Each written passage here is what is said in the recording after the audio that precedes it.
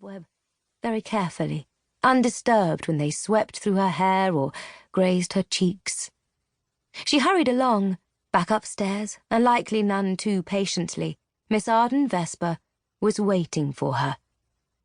Or more precisely, she was waiting for the bones.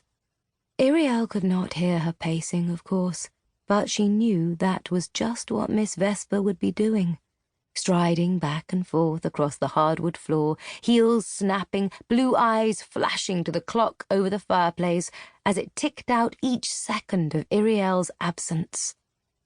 At last Irréelle reached the place where the passageway diverged. 6 tunnels split off from the first, each of them shrouded in darkness. They branched in different directions, running in parallel lines to the rows arranged so neatly above ground.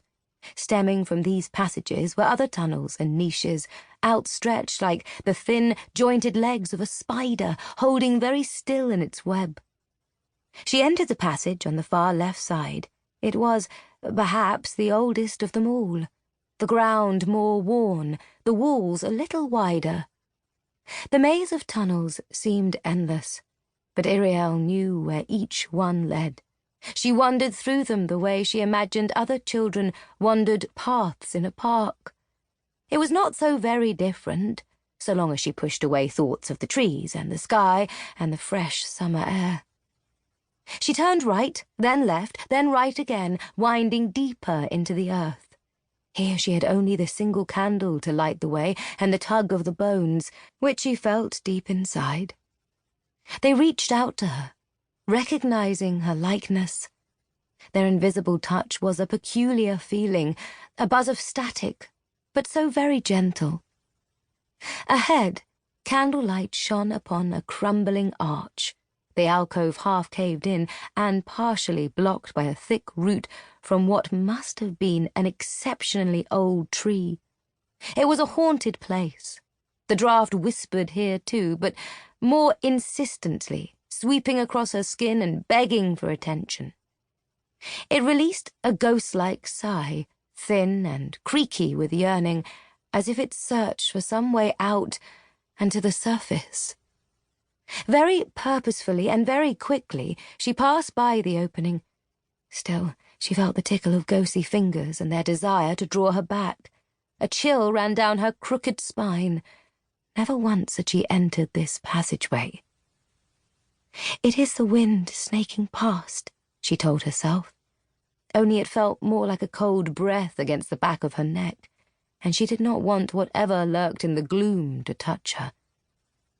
Irréelle could not help but glance over her shoulder, watching as the darkness edged across the entrance with each step she took away from it.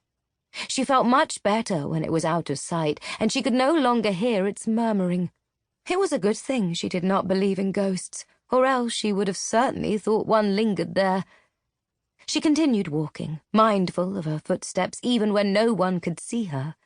One stride was just a little bit longer than the other, but she took Miss Vesper's good instruction to never let her see that awful limp again, and trod more carefully even after. The bones hummed to her from every direction. There were so many of them here, and their familiarity warmed her. She finally came to a stop just outside one of the many shallow recesses equally spaced along the passage. They were not quite twice her length. She lifted the candle to dispel the shadows. Before her, in the flickering yellow light, was a coffin. It was one of many caskets from the cemetery above, exhumed from the earth from below. Its lid had long ago been removed, set just beside it on the ground. Candle aloft, Irréelle crossed over to the coffin and peered inside. The skeleton lay peacefully on a bed of tufted blue satin, eye sockets sightless, lower row of teeth missing, finger bones entwined.